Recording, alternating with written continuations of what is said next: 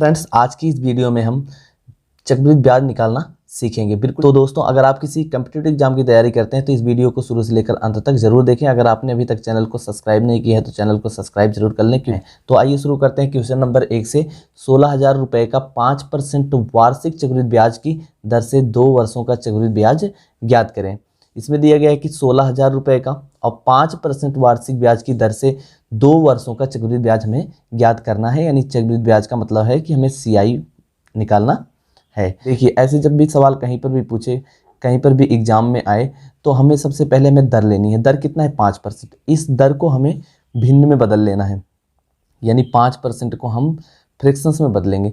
तो जब हम 5% को फ्रैक्शंस में बदलेंगे तो ये हो जाएगा 5/100, और 5/100 जब हम काटेंगे तो 5 के पास 20 पंचे 100, तो आया 1/20। 1/20 यानी 5% का फ्रैक्शंस क्या हुआ? 1/20। अब देखिए, जो ये हर होता है, ये इसे हम मान लेते हैं कि ये मूलधन है। यानी हमेशा जब भी हम दर को बदलेंगे फ्रैक्शंस में, तो जो हर आया है वो क्या है? हमारा मूलधन है। और इसको हम मान लेते हैं कि ये हमारा क्या है? ब्याज है, यानी CI है। ठीक है, याद रखना। यानी जब भी हम दर को क्या करेंगे? भिन्न में बदलेंगे, तो 1/20 आया, 5% बराबर होगा 1/20। तो हम इसको ऊपर वाले को यानी अंश को CI मान लेते हैं और नीचे को मूलधन मान लेते हैं। अब देखिए हमें क्या क्या मिला यहाँ पर, जबकि यहाँ 2 वर्षों का चक्रवृद्धि ब्याज पूछा गया है। तो हमें यहाँ पर मिल गया कि जैसे ये हमारा हो गया कि ये हमारा मूलधन हो गया, यानी P कितना है? 20 है। और जब मूलधन में हम CI जोड़ते हैं तो हमारा क्या हो जाता है? अमाउंट हो जाता है। अमाउंट मतलब मिश्रधन हो जाता है।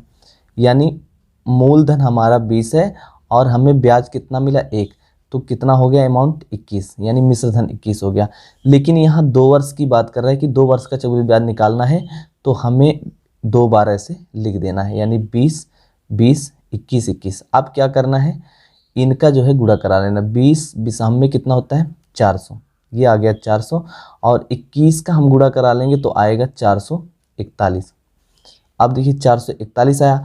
अब देखिए ये हमारा क्या है? ये हमारा मूलधन है, और ये हमारा क्या है? 441 अमाउंट है, मिश्रधन है। जब हम मिश्रधन से मूलधन को माइनस करते हैं, जब हम मिश्रधन से मूलधन को माइनस करते हैं तो कितना जो आता है वही हमारा क्या होता है? चक्रवृद्धि ब्याज होता है। तो 41 रुपये चक्रवृद्धि ब्याज आया। तो यहाँ देखिए 441 से हमने 400 घटाया तो कितना है? 41 रुपये। यही हमारा क्या है? CI है, और इसी की वैल्यू हमें निकालनी है। लेकिन यहाँ देखिए P कितना है?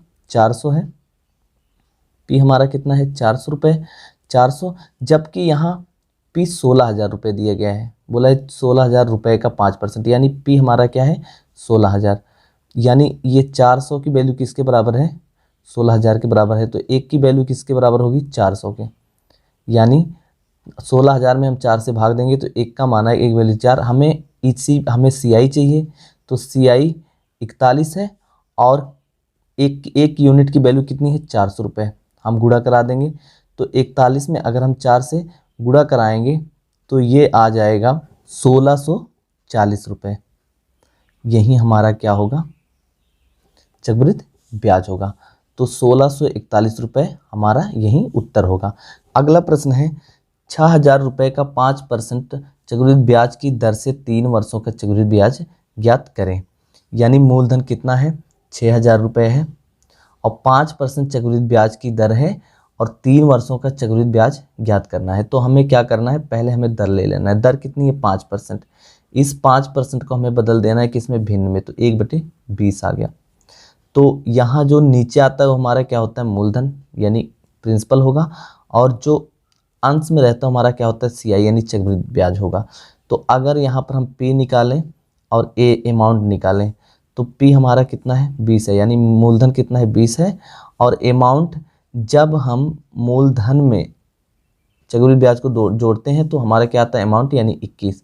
3 वर्षों का बोला है चक्रवृद्धि ब्याज निकालना है, तो 20, ऐसे हम इसको 3 बार लिख लेंगे, इसको 21 बार, या हम 20 की पावर 3 कर सकते हैं। और फिर हमें क्या करना है? इनका तीनों का यानी 20 गुणे 20 गुणे करा लेना है, तो आ जाएगा यहाँ 8,000। और 21 का हम अगर 3 बार गुणा करेंगे तो आ जाएगा 92 61। अब हमें चक्रवृद्धि ब्याज निकालना है।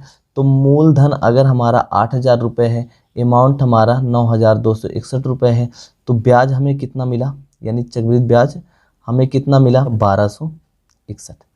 और इसी की वैल्यू हमें चाहिए क्योंकि ये हमें चक्रवृद्धि ब्याज मिला है। अब देखिए यहाँ पर जो है, यहाँ पर हमारा मूलधन कितना है, 8,000 रुपये। यहाँ पर 8,000 रुपये है मूलधन हमारा, 8,000 रुपये, जबकि यहाँ प्रश्न में मूलधन कितना दिया गया है, 6,000 रुपये। अब एक की वैल्यू निकाल लेंगे तो हो जाएगा 6,000 बटे 800, भाग दे देंगे, 3 से 3 कट जाएगा। अब देखिए एक की वैल्यू आ गई 6/8। अब हमें क्या करना है, CI हमें चक्रवृद्धि ब्याज निकालना है। तो चक्रवृद्धि ब्याज यहाँ 1261 है, जबकि यहाँ 1261 है और हमें CI चाहिए। तो CI बराबर यानी 1261 है और गुणे कितना हो जाएगा, एक यूनिट की वैल्यू कितनी है, 6/8। यहाँ पर 1261 यूनिट है और एक यूनिट की वैल्यू 6/8। तो यहाँ जब हम इस काटेंगे, या 6 से गुणा करा के हम 8 से भाग देंगे तो 945.78 रुपये, यही इसका क्या होगा, CI होगा। ऑप्शन नंबर बी सही होगा।